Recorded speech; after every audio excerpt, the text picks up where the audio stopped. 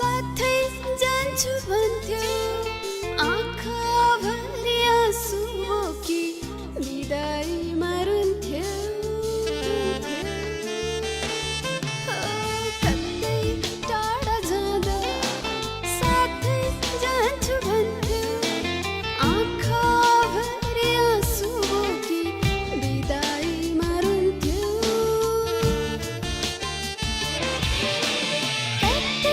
कसम